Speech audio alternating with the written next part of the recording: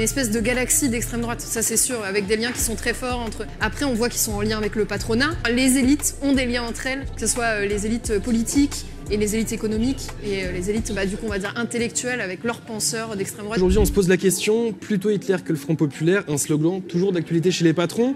Et pour ce faire, donc Thomas, bonjour. Bonjour. Tu es grand reporter et journaliste au Pôle Enquête de l'Humanité. David Dufresne, bonjour. Bonjour. Bonjour, et bonjour à ton chat aussi en même temps, c'est ça? Alors, on va raider d'un instant à l'autre, un petit souci technique. Pas de problème. Là, il y a 3000 personnes qui vont arriver d'un coup. Super. Et on leur demande et on leur conseille comment dirais-je, de follow la chaîne, etc. Voilà, je vois que ça y est. Mais alors par contre, excusez-moi, mais là vous avez des moyens techniques. La technique est impressionnante. En face de moi, elle doit dire... Non mais, t'as ça toi? Non. T'as pas ça non plus. Personne n'a ça. Voilà. Personne n'a ça. La régie peut dire bonjour au chat de David Dufresne. Bonjour, salut voilà, la régie. Merci. Voilà, les techniques. Ah, il y en avait un autre caché. Ils sont cachés derrière vous les êtes écrans. 1, 2, 3, 4, 5, 6... En fait, c'est Sterra qui vous a financé ou quoi? Non, pas encore, pas encore. Bon, David Dufresne, alors merci et puis bienvenue à ceux qui vont arriver.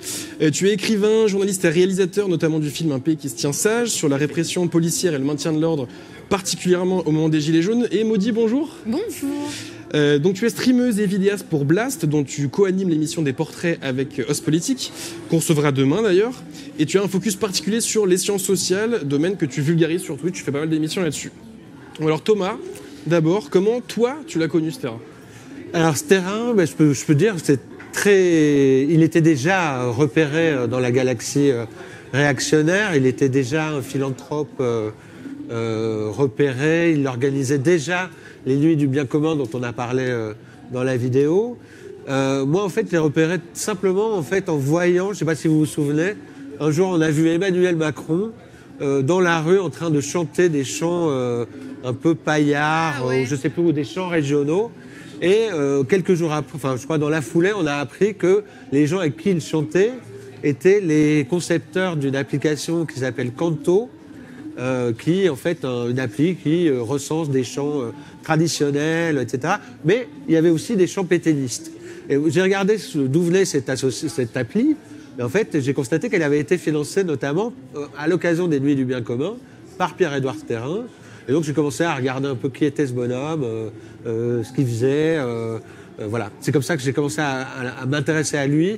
Je suis allé effectivement assister à la Nuit du Bien Commun à l'Olympia en décembre de l'année dernière. J'ai fait une première enquête sur sa philanthropie très orientée, très bien ordonnée, une charité très bien ordonnée vers les causes les plus réactionnaires, anti-IVG, école privée hors contrat, etc. Ça nous a d'ailleurs valu, il a tout de suite repéré et salué le travail de l'UMA en qualifiant l'UMA de journal de l'ultra-gauche. C'était pas mal. La fameuse ultra-gauche. Et puis voilà, il se trouve que plus tard, effectivement, dans la foulée de cette première enquête, on a pu prendre connaissance d'un projet, d'un plan qui s'appelle Périclès, qui est là un plan... Et bien justement, Périclès, normalement vous l'avez le chat, est-ce que tu peux nous expliquer, ça veut dire quoi Périclès? Alors c'est ça, Périclès est un acronyme, ça veut dire donc patriote, enraciné, résistant, identitaire, chrétien, libéraux, européen, souverainiste. Ça renvoie pas tellement à l'homme d'État, l'homme politique athénien qui a inventé des formes de démocratie radicale. Enfin, ça renvoie nécessairement à son nom, mais c'est sans doute pas ça l'inspiration, c'est manifestement pas ça. C'est marrant parce qu'à l'occasion de la publication de notre enquête, on a appris par une reprise dans la presse grecque qu'il y avait eu en 61 un plan Périclès en Grèce pour empêcher la gauche d'arriver au pouvoir, un plan qui était fomenté par les services de l'État, l'armée, la police, les services secrets américains.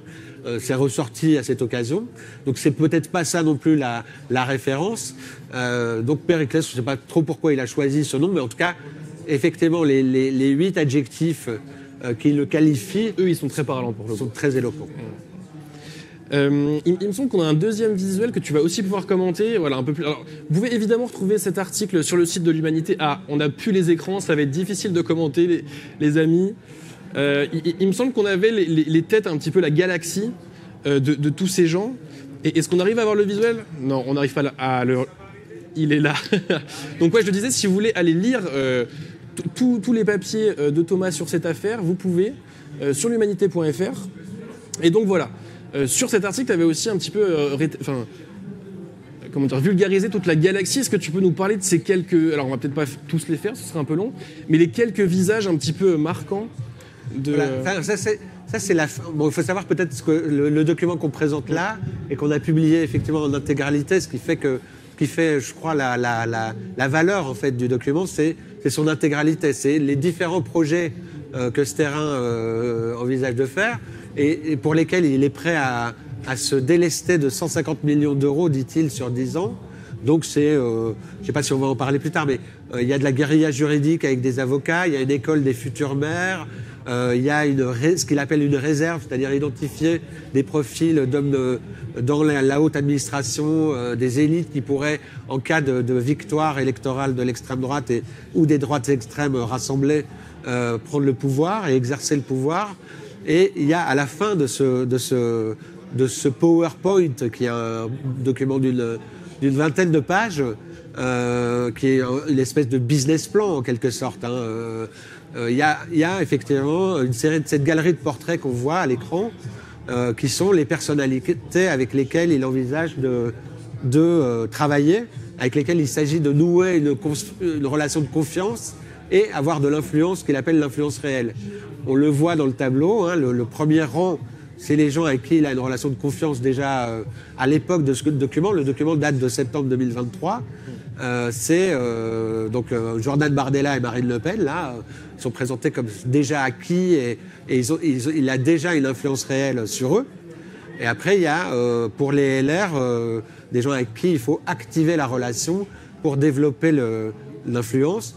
Et parmi, je ne sais pas si on voit, je pense sur l'écran, il y a des gens en particulier qui sont les cibles principales sont ceux qui sont entourés en vert. Qui par exemple? Donc on voit Ciotti, Wauquiez, David Lisnard, dont on a entendu parler récemment.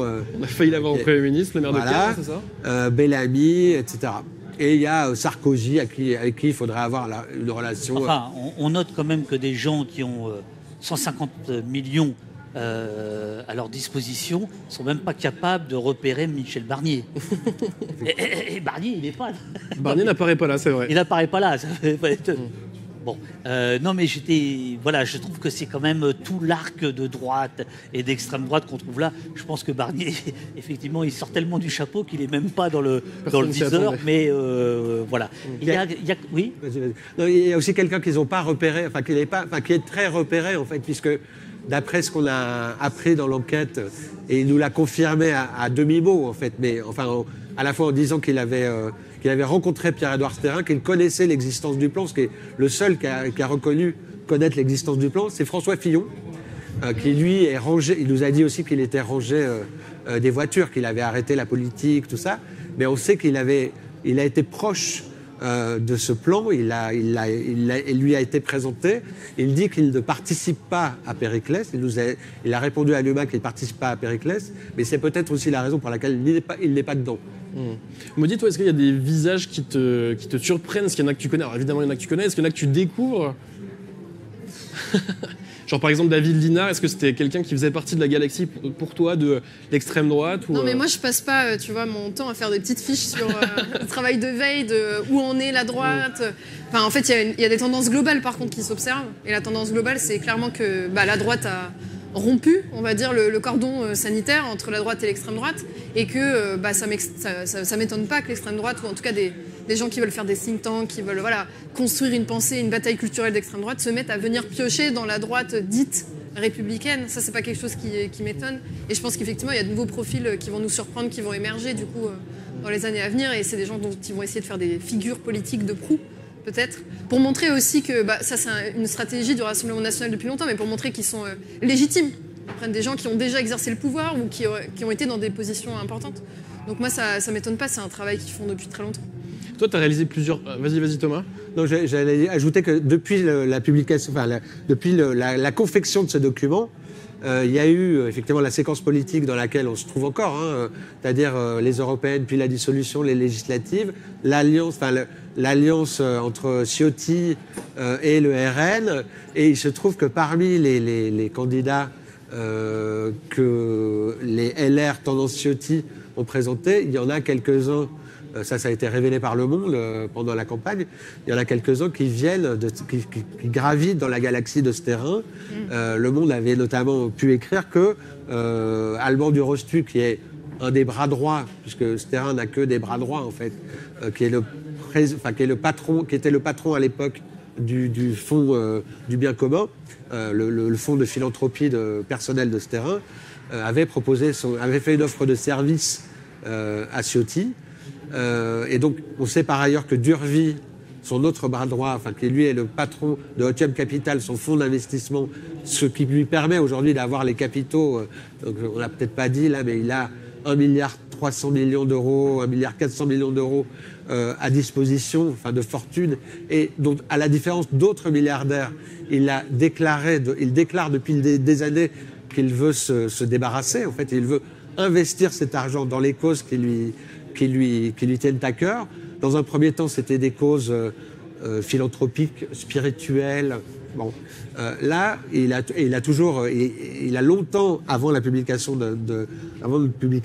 il a toujours dit qu'il ne faisait pas de politique, qu'il n'avait pas d'agenda politique, qu'il ne manœuvrait pas. Là, on a pu apporter quand même un élément décisif qui montrait qu'en fait, il était en train de construire un projet politique et qu'il était prêt à investir. Le danger, c'est qu'il va investir, lui, il est prêt à tout donner à ces causes, quoi. Ce qui est très différent, ce qui est assez différent d'autres milliardaires qui peuvent avoir beaucoup plus d'argent encore. Mais lui, disons qu'il est quand même, il est assez maximaliste, quoi, dans son approche.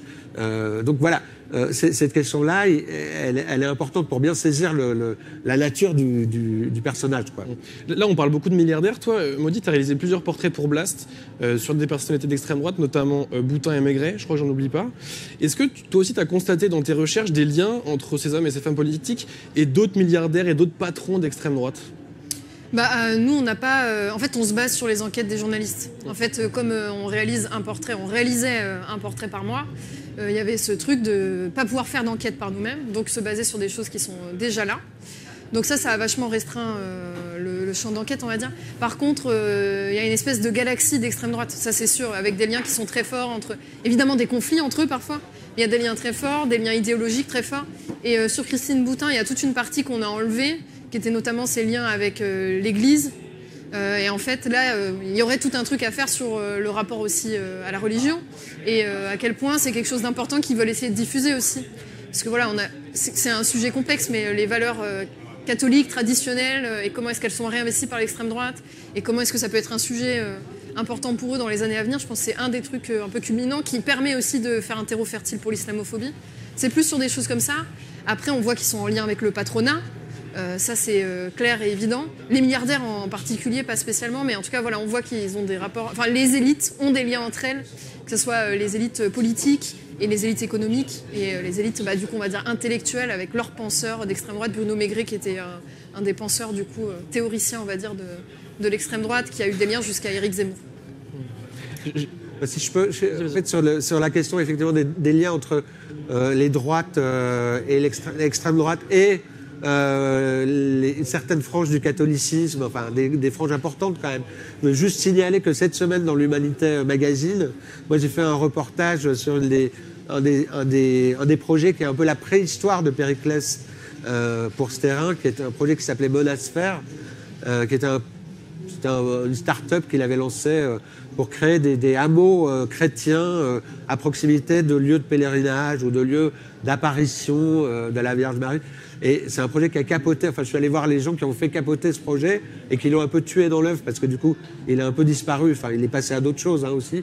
C'est un projet métapolitique, si on veut, c'est-à-dire d'installation de communautés religieuses dans des zones rurales. Là, en l'occurrence, c'est à l'île Bouchard, en Indre-et-Loire. Voilà, c'est aussi des choses. J'attire l'attention là-dessus parce que c'est en kiosque cette semaine. Enfin, c'est des choses qu'on peut encore lire les journaux et en particulier l'UMA. Enfin, non, mais je veux dire, je pense que c'est une bonne chose de le faire. Et ce qu'il faut voir, c'est ces liens, ils sont très construits aussi. Et il y a des liens internationaux, je pense, du coup, entre ces extrêmes droites, parce qu'un des inspirateurs des gens qui faisaient ce projet Monasphère, c'est un ultra-conservateur américain qui a été, je crois, évangélique, puis catholique, puis orthodoxe, qui est un gars qui publie des livres très influents, je pense, dans cette mouvance catholique réactionnaire, traditionnaliste, tout ça. C'est un gars qui a beaucoup inspiré, qui dit que lui, grosso modo, il faut, pour rechristianiser l'Occident, et en l'occurrence, donc lui, les États-Unis, mais il est souvent par ailleurs en Hongrie, auprès de Orban, ce type, il s'appelle Rod Dreher. Il a beaucoup inspiré des Français, au point que d'ailleurs des gens ont fini par dire au moment que c'était on venait reprocher à ce terrain qu'il allait américaniser la France, quoi, ce qui avait un aspect comique. Quand on parle de milliardaires d'extrême droite, on pense assez facilement à Bolloré. Toi, David, tu aurais pu bosser pour Bolloré, c'est joué à quelques années. Donc, tu le savais même pas. Donc, tu as bossé à iTélé, tu étais rédacteur en chef avant que ça devienne CNews. Est-ce que dans les productions de CNews aujourd'hui, tu vois des similitudes avec ce que tu faisais toi à l'époque ? Ah non, mais là, je te trouve absolument charmant de dire à quelques années, non, il y a 15 ans d'écart. Quelques années, qu'est-ce que c'est 15 ans ? Oui, bien sûr, bien sûr. Donc, oui, c'est assez intéressant de connaître un peu l'histoire de CNews, puisqu'avant CNews, c'était donc iTélé. Et iTélé, qui était plutôt une chaîne centriste sur la fin, donc qui était rachetable assez facilement. Alors qu'au tout début d'iTélé, je parle de 2000-2002, la raison d'être d'iTélé, c'était le groupe Canal+, qui était son propriétaire, qui voulait emmerder TF1. Car à l'époque, la TNT ou le câble, il n'y avait qu'une seule chaîne d'infos, c'était LCI, qui existe toujours. Et ça voulait dire que pour 1 franc, admettons, tout allait à la chaîne d'infos qui était là. Et donc, dès lors qu'il y avait une deuxième chaîne d'infos, ils se partageaient le truc, donc 50 centimes chacun. Ce qui voulait dire qu'on pouvait faire absolument ce qu'on voulait, on faisait absolument n'importe quoi. Il y avait des gens qui étaient très sérieux et d'autres, c'était expérimental. Qu'est-ce que vous faisiez, par exemple, une anecdote un truc un peu mémorable. Par exemple, quand je venais à l'antenne, mon bandeau, c'était spécialiste de la spécialité. Parce que je trouvais ça débile de dire il est spécialiste de ceci, etc. Bon, voilà. Il y avait des formes de reportage. Il y avait tout à l'heure Émeric Caron qui était dans un stand. Il se trouve qu'à l'époque, il travaillait à iTélé, il était journaliste. Et je me souviens, il part à Bagdad, c'est la deuxième guerre du Golfe, et il tombe nez à nez complètement par hasard avec Sean Penn, qui était là, l'acteur, qui était là en train d'essayer de comprendre ce que son pays était en train de faire à l'Irak. Eh ben, ça avait fait l'objet d'un reportage assez long. Il y avait une forme de liberté.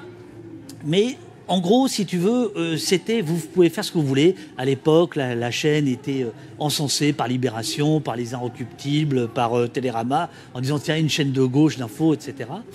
Et puis en fait, les choses ont commencé un petit peu à se corser parce que les financiers sont arrivés, ont commencé à regarder que quand même on faisait 0 audience, enfin, tout ça n'était pas très sérieux. Et il y a commencé à y avoir des invités de plus en plus récurrents, notamment un dénommé Zemmour Eric, dont je pense, il a fait ses armes, oui, on peut le dire, à iTélé. On doit être en 2004 à ce moment-là. Alors, il n'est pas je crois qu'il est quelque... Non, il est en dessous, il est tout en bas. Il est tout en bas. Thomas Envers. Voilà, il est n'est pas, quand même en fiable. Voilà, influence réelle, priorité pour confiance. Hein. Ça, c'était le bandeau, enfin le truc vert. Voilà. À l'époque d'iTélé, Éric Zemmour, c'est un éditorialiste du Figaro, c'est-à-dire c'est la droite classique, rance, mais pas l'extrême droite. Il deviendra d'extrême droite et par la suite, il l'était peut-être à ce moment-là, mais en tout cas, il cachait son jeu. Moi, je vais partir d'iTélé et une dame qui va être patronne d'iTélé, Céline Pigalle, qui plus tard travaillera pour BFM, qui aujourd'hui est à la tête d'une partie du service public. Je crois qu'elle avait donné congé à Zemmour vers 2006, etc. Parce que bon... voilà, il filait un mauvais coton, le Riton. Voilà. Et donc, tout ça pour dire qu'à l'époque, on pourrait dire que Canal+, qui n'était donc pas la propriété de Bolloré, mais qui n'était plus non plus l'Esprit Canal. C'était un peu quand même des gens de gauche qui avaient de l'argent par rapport au thème qu'on a aujourd'hui. Dans les années 80, il y avait ce qu'on appelait les milliardaires rouges, qui étaient capables de financer des associations, des journaux, etc. Aujourd'hui, les gens de gauche riches, parce qu'il en existe, se cachent, ne financent pas, ou en tout cas pas ouvertement. Et quand ils sortent du bois, on leur tape dessus. Je pense notamment par exemple à Olivier Legrain, qui n'est pas milliardaire mais qui est millionnaire, qui est celui qui est en train d'essayer de monter la maison des médias libres à Paris. Je ne sais pas si vous voulez qu'on parle de ça, mais qui est un consortium de médias indépendants qui aurait un lieu pour pouvoir exercer. Bon, bah, ce monsieur qui a vu certains députés type Ruffin, Clémentine Autain, etc., tout de suite, on a dit « Ah, les députés bouffent avec le millionnaire, etc. » Quand tu es de gauche, que tu as de l'argent, c'est suspect. Et oui, c'est vrai que c'est plutôt suspect. Mais donc, tu ne peux pas faire des trucs complètement dingues comme ce que tu as révélé. Parce que ce que Thomas a révélé, c'est quand même, moi, ce qui m'avait fait froid dans le dos en lisant le dossier, c'est le côté finalement extrêmement capitaliste, patronal. Ce truc-là, c'est vraiment un truc d'entreprise, quoi. Tu vois, c'est vraiment un truc de marketing. Quand on te lit, c'est du marketing. Leur truc, ils ont un plan sur 10 ans, ils savent ce qu'ils vont faire, à quel moment ils déclenchent du pognon. Et ça, c'est une culture qu'à gauche, nous n'avons pas, me semble-t-il. Et donc, on est à armes totalement inégales. Voilà. Et du coup, est-ce que ce serait souhaitable de l'avoir, là, ce dont tu parles, des milliardaires de gauche qui investissent Eh ben, avant la lecture du papier, je n'étais pas sûr. Et quand j'ai lu le papier et que j'ai vu qu'il y a des gens qui sont capables de mettre 150 millions sur 10 ans pour racheter des entreprises de sondage, je crois que c'était ça, de créer ou de racheter des think tanks. Bon, c'est-à-dire quand même des choses qui fabriquent l'opinion, mais qui sont pas apparentes, mais qui fabriquent l'opinion, qui fabriquent... qui façonne l'actualité, je me dis oui, il y a un vrai problème. C'est-à-dire que soit on dit il y a un service public et on se réfère à ça, mais on voit bien que le service public a lâché la rampe. Donc oui, objectivement, je pense que ça serait bien qu'il y ait des milliardaires et des millionnaires de gauche qui disent, bah écoutez, à fond perdu, parce que ça, je n'ai pas su bien comprendre, c'est plutôt à fond perdu son affaire. C'est pas pour gagner du pognon. Voilà. Mais c'est marrant que tu dis ça, parce que je pense que la question, elle se pose avant qu'on publie avant qu'on révèle le document Périclès. Il y avait notamment, donc ce terrain était déjà repéré. Il y avait la question des gens se posaient la question de pourquoi le patronat paraissait être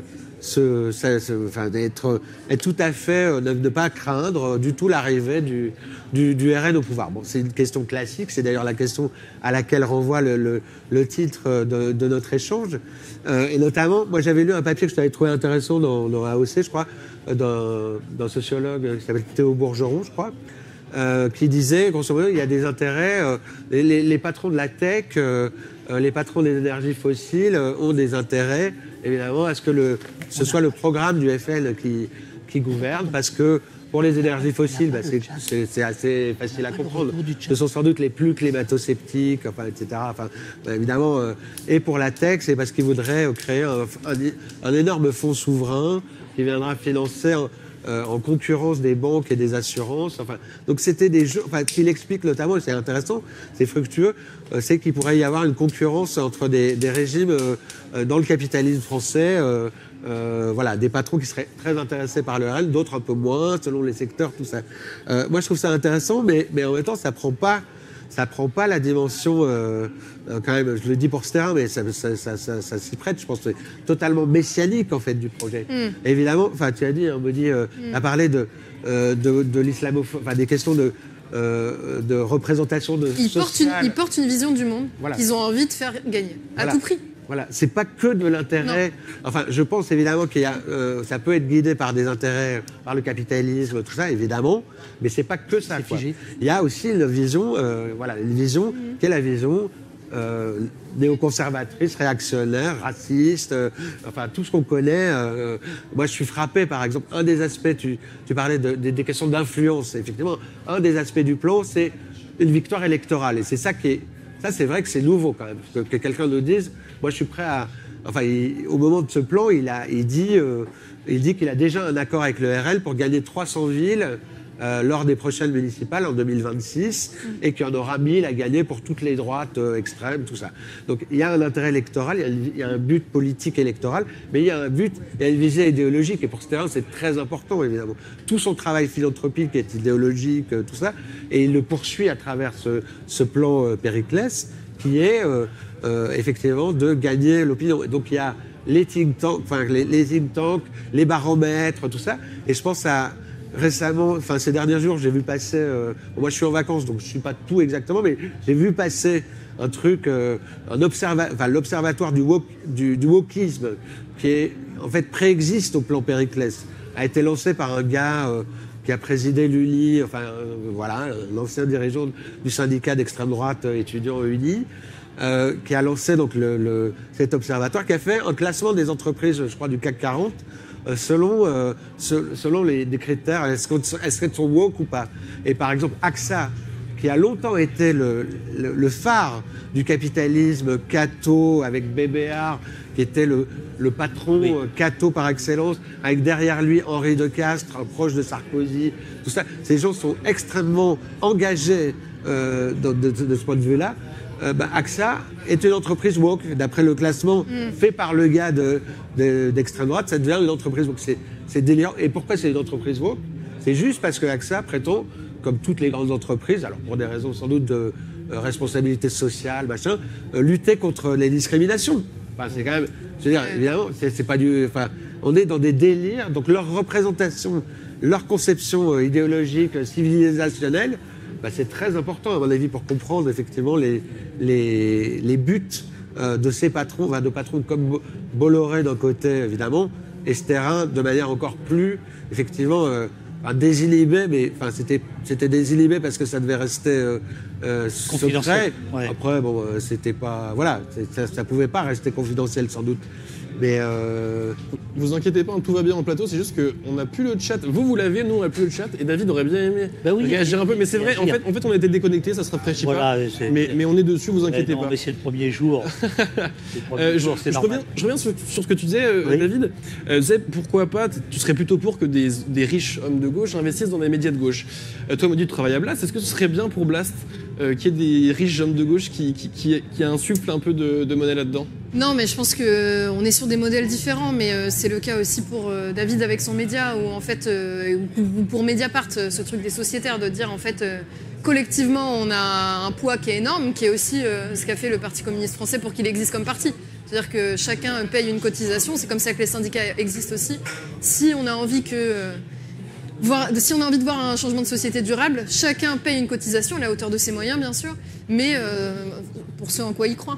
Donc du coup, nous, on est plutôt sur des médias qui sont financés par une agrégation de plein d'individus qui décident d'y croire. Je pense par contre qu'il y a un vrai sujet, qu'effectivement, il y a des gens qui sont riches et qui sont de gauche. Et que font-ils de cet argent? Voilà, mais ça, c'est une autre question. Il y a des gens riches de gauche qui accumulent de l'argent aujourd'hui et qui décident de ne pas le mobiliser pour la lutte. C'est un fait. Ça, c'est un autre sujet, tu vois. Qu'est-ce qui est souhaitable pour les médias? Qu'est-ce qu'on a envie d'avoir? Et en même temps, qu'est-ce qui est... Et donc, effectivement, peut-être acheter des locaux pour les rendre disponibles pour des médias qui, après, en font ce qu'ils veulent. C'est peut-être une des possibilités, plutôt que les financer directement. Ça peut être des choses comme ça. Mais il y a quand même une question à se poser de cet argent-là. Il se fait comment? C'est lié à l'héritage? C'est lié sûrement... Enfin, voilà. Il y a une vraie question. Ce que je veux dire, c'est que, évidemment, ce serait très suspect et il faudrait des garde-fous, mais on les connaît, les garde-fous, c'est-à-dire des sociétés, des rédacteurs indépendantes, etc. Mais j'ai aussi participé à la fondation de Mediapart. Au départ de Mediapart, il y a quand même, je ne voudrais pas dire de bêtises, je crois qu'il y a 1 million ou 2 millions qui sont réunis avec des gens qui ont apporté un certain nombre d'argent. Alors, ce qui veut dire qu'aujourd'hui, il y a encore des rumeurs en disant que Xavier Niel est actionnaire de Mediapart, ce qui n'est pas vrai, parce qu'en fait, il avait donné un peu d'argent dans la société des amis de Mediapart, ce qui était justement qui existe toujours, une association en dehors de Mediapart. Ce que je veux dire, c'est qu'on peut quand même trouver soit des donateurs qui donnent 5 € à Blast tous les mois, au Poste ou aux médias, etc.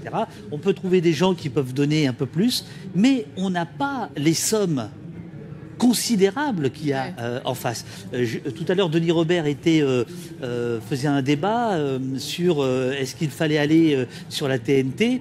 Une des raisons probable pour laquelle le média n'a pas pu aller sur la TNT, c'est que l'Arcom a considéré qu'il n'était pas assez riche, qu'il n'avait pas les 8 millions nécessaires par an pour émettre sur la TNT. Parce que ça coûte 8 millions en infrastructure, si tu veux. Donc ça, c'est une censure par l'argent. On est bien d'accord. C'est-à-dire quoi, 8 millions pour des gens pour des médias de gauche, c'est considérable. Pour Sterlin, c'est rien. C'est rien. Et lui, il a 150 millions. Bolloré, ses chaînes perdent de l'argent. Il s'en fout. Il s'en fout complètement.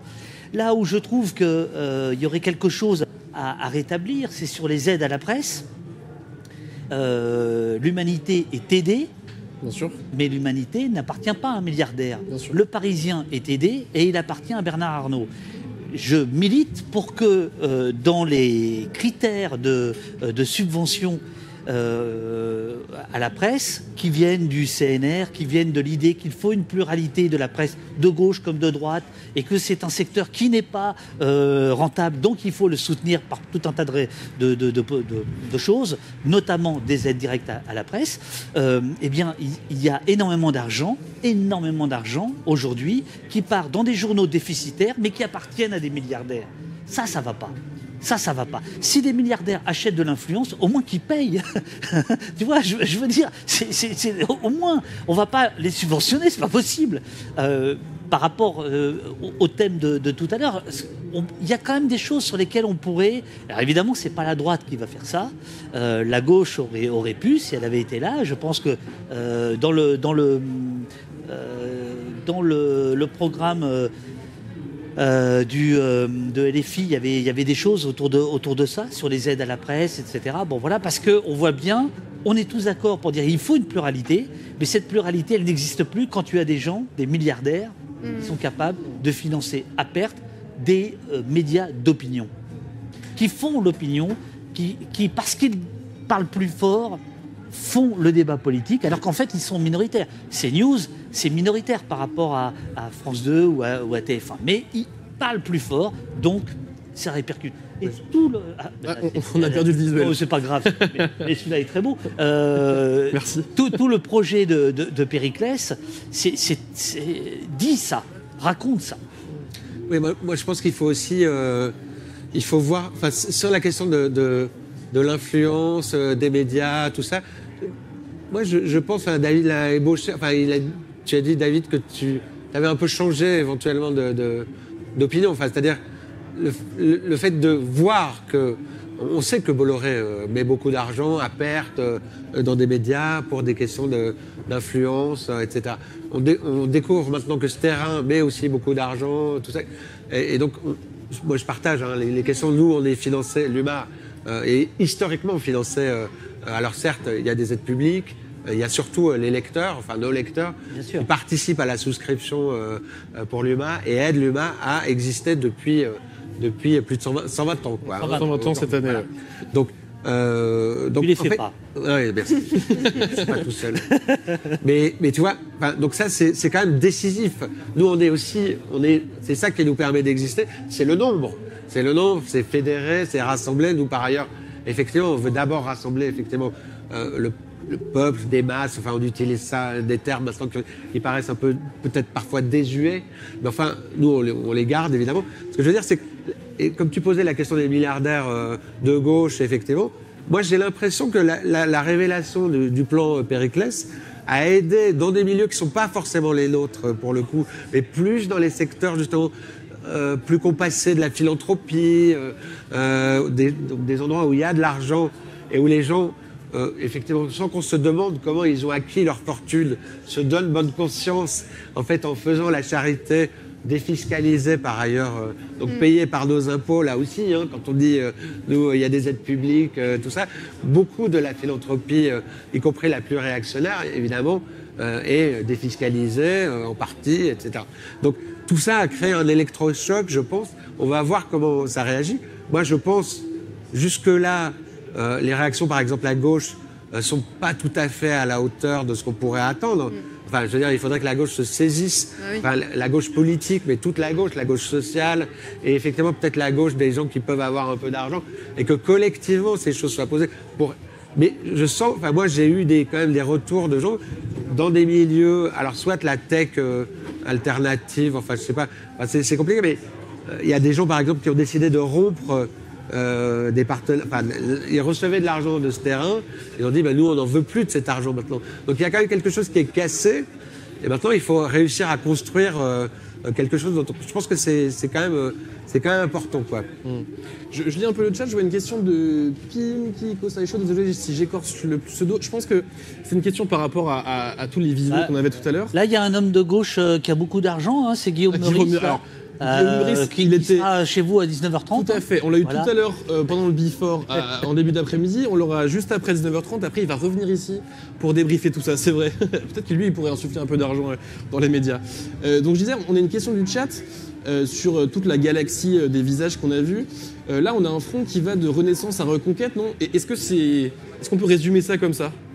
D'avoir un front qui va de renaissance à reconquête. C'est-à-dire pour ce terrain, c'est vraiment les gens qui viennent de l'UMP, quoi, des LR.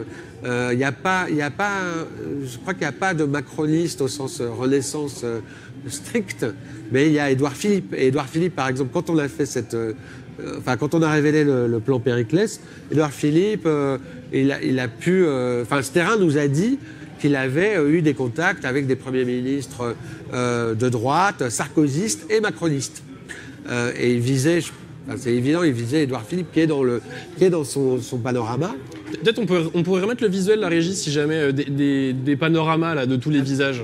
Parce que comme on en parle... Excuse-moi Thomas. Après, je ne sais pas si ça répond à la question, mais effectivement, pour ce terrain, le champ, il est limité, quoi. En fait, le champ, c'est... D'ailleurs, sans faire... moi, je ne suis pas du tout spécialiste de l'histoire des parcours individuels politiques, mais quand même, c'est assez... Moi, j'étais un peu obligé de regarder. Effectivement, c'est quand même assez intéressant. Je pense qu'il y a quelque chose à faire, soit d'un point de vue journalistique, soit de recherche en sciences politiques, sur les parcours, la désagrégation de l'UMP, des fillelistes, dont beaucoup, quand même, sont passés au RN et pas aux législatives. Ils étaient passés avant. Il y a un gars, moi je suis allé dans sa circonscription pendant la campagne pour les législatives, un gars qui s'appelle Roger Chudeau, qui a fait scandale au mois de juin parce que c'est lui qui a, je crois, dit que Najat Vallaud-Belkacem, comme elle était binationale, c'était vraiment pas c'était pas quelqu'un à mettre au ministère de l'Éducation nationale. Ce type est passé chez Le Pen en 2022. Et il était filloliste, pur jus. Il était UMP, c'est un ancien prof d'allemand. C'est des profils. Je pense que ça a basculé bien avant. C'est pas une découverte évidemment, mais les choses ont basculé bien avant les législatives où elles se sont cristallisées avec Ciotti. Mais plein de trucs, et ce terrain en est aussi la preuve. Plein de trucs se jouent avant depuis très longtemps. Lisnard, c'est aussi intéressant. Lisnard, on l'a interrogé, on lui a demandé, grosso modo, quel était son rapport avec ce terrain. Il nous dit, non, mais moi, j'ai juste rencontré Pierre-Édouard Sterrin parce qu'il voulait installer une fusée de Tintin à Cannes. Voilà. Bon, en fait, ok, le gars, il représente aujourd'hui le point le plus ultralibéral de la droite française, parfaitement compatible, manifestement, avec des secteurs du RN. Il faut voir comment à droite il y a eu cette recomposition, et puis il faut voir, c'est aussi intéressant dans ce qui s'est passé après notre révélation, il faut voir ce que la publication de ce plan fait au RN. Moi, j'ai pas fait l'enquête totale, mais on a vu les réactions. Il y a des gens dans le RN qui ont dit c'est quoi ce plan de merde? Évidemment, c'est très embarrassant pour eux. C'est très embarrassant pour un parti qui se veut social, enfin par certains aspects. Ça illustre totalement. Oui, ça les met en danger pour le coup. Bien sûr. Ça illustre le fait que maintenant ils vont incarner la droite, alors extrême évidemment, extrême droite, mais ils vont prendre tout le terrain de la droite. Et ça c'est le plan. Et donc dans le RN, il y a des gens qui sont embarrassés. Mais en fait, tout ça est construit. On a là aussi appris ces derniers jours qui était le profil du directeur de cabinet de Marine Le Pen, là, qui vient d'être recruté, dont on nous dit beaucoup. Enfin, tout le monde nous dit, notamment dans les médias dominants, qu'en fait, c'est un ancien mélenchoniste, parce qu'on a retrouvé un mail qu'il aurait envoyé à Mélenchon sur le fait qu'il était trop islamo-gauchiste, enfin, ce genre de truc. En plus, c'est toujours, évidemment, c'est quand même souvent sur ce type de thème que les choses se cristallisent. Bon, en vérité, ce type est versaillais, c'est un ami de François Durvy, le PDG le patron de Otium Capital, qui est lui-même conseiller de Le Pen et Bardella. Ce qu'il faut voir, c'est qu'aujourd'hui, dans le RN, dans sa marche vers le pouvoir et dans sa stratégie d'alliance, notamment avec les élites patronales, si on peut, peut-être, faut revenir là-dessus, il y a effectivement la question de gagner des gens qui sont dans l'appareil d'État. Et ce qui est exactement ce que ce terrain se propose de leur fournir en disant nous, on va identifier, mais là, comme dans une entreprise, comme dans des entretiens de recrutement, on va utiliser un CRM, je ne sais plus trop ce que c'est, mais c'est un truc de service client pour les boîtes. Enfin, donc on va utiliser un logiciel pour lister des profils et générer comme ça une réserve de 1000 noms de gens qui vont être les futurs administrateurs de l'État, les directeurs de cabinet dans les ministères, enfin je veux dire, des gens qui sont les élites. Oui, du coup là ce que tu es en train de dire c'est que tous les gens qui, par exemple, c'est un levier qui apparaît souvent dans le bouquin de Félicien Faury, il y a des gens qui vont dire si le RN arrive au pouvoir, il n'y a aucun risque. Tu vois, il y a des gens qui disent voilà, moi je vote RN, mais je sais qu'il n'y a aucun risque qu'ils arrivent au pouvoir. Déjà, il y a peu de chances qu'ils gagnent. Puis quand bien même ils gagnent, c'est pas grave, c'est pas risqué. Et là, ce que tu es en train de dire, c'est qu'au contraire, ils s'organisent pour avoir des gens qui sont capables de gouverner, qui sont formés pour, qui seraient du coup des technocrates, qui seraient des gens qui sont, voilà, qui ont les capacités et les compétences pour le faire. Ben, je pense en tout cas que le plan... Le plan, c'est ça. Il y a leur projet, le projet du RN, qui est évidemment d'aller vers ça. Hein. Ils ont été obligés de quand même composer. Ils ont quand même commis quelques erreurs pendant les législatives avec des candidats. Oui. Ça leur a coûté, sans doute, ça leur a coûté. Donc là, ils se professionnalisent. Enfin, bon, ce discours-là, il est connu, mais effectivement, et ce terrain leur fournit une espèce un véhicule pour leur permettre de dégager des candidats, trouver des compétences. Il faut savoir un truc, c'est que ce terrain, c'est un personnage un peu qui paraît, qui est pas forcément une personnage. C'est un personnage qui mériterait un portrait de Blas, non? Tu crois pas? Genre dans quelques années, franchement, ça te choquerait pas dans pas assez de recul, quoi. Alors, c'est pour ça, genre dans 5, 6, 7 ans... Ouais, je sais pas non plus, mais parce que il a été... en fait, là, il y a des écrivains, notamment un écrivain dont on parle pas mal, là, pour le moment, qui a été interrogé dans Le Monde, je sais pas si vous avez lu, dans Aurélien Bélanger et Philippe Vassé, qui est un autre... Ils ont dû discuter, notamment... ils ont fait un long entretien sur le complot, et donc ils parlent beaucoup de Bolloré et de ce terrain, et du coup, ils sont à un moment interrogés pour qualifier ce terrain. Et ils disent, par exemple, à Bélanger, il dit « Ah, ce terrain, je pense que c'est Xavier Dupont de Ligonnès, parce qu'en fait, Dupont de Ligonnès, il faisait des guides pour les VRP, et ce terrain, il a fait Smartbox, qui constitue sa fortune. Et donc, il dit c'est Xavier Dupont de Ligonnès. Bon, c'est un bon mot, quoi. C'est stimulant comme ça, si on veut. Et l'autre, Philippe Basset, dit c'est plutôt un petit notable de province qui fait un petit complot politique. C'est un personnage de Manchette ou de René Belletto. Enfin, voilà, un peu c'est des personnages, c'est un peu des gens qui sont renvoyés à des années passées, ce qui est, à mon avis, pas faux, mais c'est très réducteur parce qu'ils le font dans un secteur. Enfin, ce terrain, c'est un des premiers business angels français. Ils rencontrent des tas de... Thomas, il va falloir que tu écrives des bouquins, hein, parce que... Je parle trop. Bientôt, il va falloir conclure. Peut-être je laisse le mot de la fin à Maudie et David. Bah ouais, quand même. Ah oui, non, parce que le chat a râlé. Bah je sais, j'essaye. Mais... il faut faire tourner la parole. Non, t'inquiète pas. Et dès que Modi parle, il y a des Mais c'est son premier live. Ah oui, non, mais moi je suis pas un professionnel. non. Vraiment, Mais excusez-moi. non, le dernier mot à Modi, bien sûr, il y a bien plein de sûr. cœur pour toi, c'est pour toi. Si tu veux, on peut céder d'une question du chat. N'y a-t-il pas Vas-y. moyen de mutualiser les moyens, à moins que ce soit déjà le cas, de médias indépendants pour lutter plus efficacement contre les flots d'argent des milliardaires, tout en étant plus visible sur les sujets importants? Oh là là. Non, mais par contre, il y a un vrai truc, c'est j'ai l'impression qu'on a abandonné le fait que l'espace médiatique ou que les médias sont un contre-pouvoir. Tu vois, on a tendance à avoir abandonné cette vision-là, on l'a laissé mourir. Et on l'a laissé mourir parce qu'on voit que la télé est complètement gangrénée en fait par des visions du monde qui ne nous correspondent pas. Mais ce que moi je trouve grave, c'est que les gens ont abandonné le service public aussi là-dedans. C'est-à-dire que là, aujourd'hui, le service public à la télé, il y a plein de gens qui ont abandonné l'idée de se dire on peut faire quelque chose dedans. C'est le président de France Télévisions est nommé par le président de la République, donc forcément c'est lié à l'État, en tout cas de manière directe, il y a des liens directs avec la présidence, donc on est piégé. Et en fait, j'ai l'impression que les gens abandonnent, c'est-à-dire que même dans les rédactions, les gens abandonnent, dans des médias plus traditionnels, je veux dire. Donc il y a tout ce truc dont on a parlé de construire des médias indépendants, de trouver des financements pour ces médias indépendants, mais il y a aussi une parole qui se construit en dehors, évidemment, avec les réseaux sociaux, des gens qui partagent l'information. Là, moi, ce que je trouve inquiétant, c'est que déjà, des gens qui sont journalistes et qui veulent en faire leur métier, quand ils arrivent dans des rédactions, finissent par faire leur travail, mais n'essayent pas de faire tache d'huile dans leur travail, de propager d'autres idées et de faire résistance quand ils sont embauchés dans des rédactions plus traditionnelles que les médias indépendants. Que les médias indépendants, on les a aussi abandonnés un petit peu à ce truc de chacun va essayer d'avoir ses financements, d'obtenir son lectorat, mais on est un peu dans un truc qui est isolé. Et de l'autre côté, il y a plein de gens qui ne partagent pas les articles. Évidemment, là, on est sur Twitch, donc c'est facile pour nous. On partage parce qu'il y a des revues de presse qui existent, etc. C'est un espace un peu particulier. Mais est-ce que vous entendez des gens dire qu'ils lisent la presse aujourd'hui? Tu vois, il y a des enquêtes qui sortent sur Mediapart qui sont importantes et les gens vont dire, bon, voilà, il y a eu ça sur l'UMA. Il y a un peu des enquêtes qui font parler sur les réseaux sociaux, voilà, des coups d'éclat. Mais au quotidien, on lit plus la presse.